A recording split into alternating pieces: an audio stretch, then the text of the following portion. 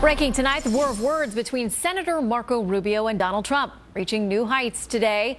The latest round of attacks came after Senator Rubio was asked to weigh in on this moment from Trump's appearance Friday at the Values Voters Summit. I mean, you know, like you have this clown, Marco Rubio. I've been so nice to him. I've been so nice. I've been so nice. Yeah, there were some debates about who was getting booed there. Senator Rubio was asked to respond today and in turn called Trump's campaign a freak show. Look, I'm not interested in the back and forth to be a member or part of his freak show. I would just say this.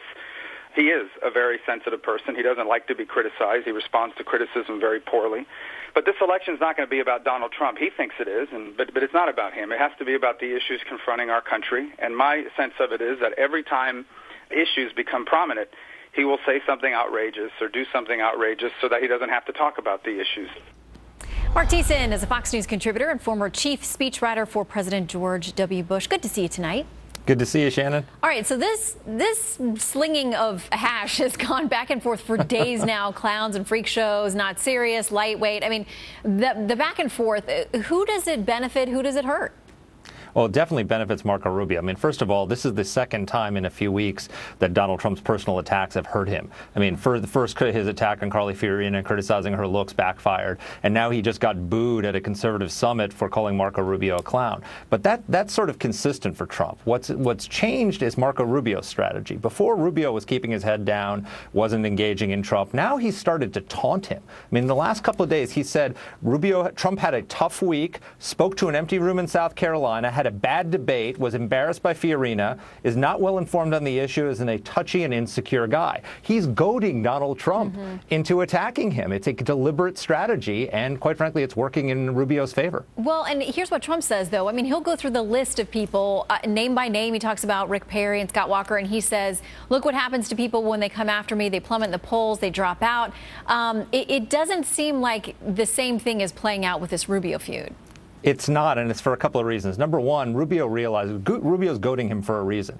Number one, he knows that the Trump act is getting a little bit old. That, you know, it was just like when Chris Christie first told someone to sit down and shut up at a town hall meeting, everybody cheered, and after the 50th time, it became kind of boorish. Well, that's what's happening with Trump now. It's just becoming too much, and it's masking a lack of substance on his part. And you know, the funny thing is that what Rubio did today was, so Donald Trump has a problem with substance. He doesn't seem to be masterful of substance, and he did very poorly in the debate. So he launches his big tax reform plan today, and Marco Rubio succeeds in getting him to step on his story by calling him a lightweight. So that's he's succeeding. And then second, he's going after Bush's. You know, you have there's a poll that shows that Bush has about 7% of the vote right now. Marco Rubio wants that 7%, and Marco Rubio wants Jeb Bush's donors.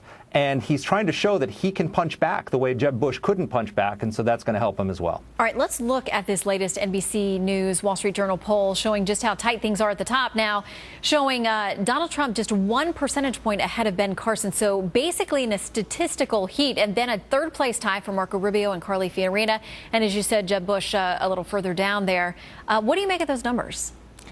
Debates matter. Before the CNN debate, Donald Trump was consistently in the mid to low 30s, and right now he's in that poll he's at 21%. In other polls he's at 23, 25%. He's dropped significantly since the debate. He's still in first place. I'm sure every other Republican candidate would love to have his poll numbers, but he's leveled off. While other candidates who did well in the debate, like Fiorina and Rubio and Carson to some extent, have increased. So debates matter, and the interesting thing is that the Republican Party limited the number of debates because they were planning to protect the establishment frontrunner, and that we've only got about 4 left between now and the first voting, and that they're now protecting Donald Trump.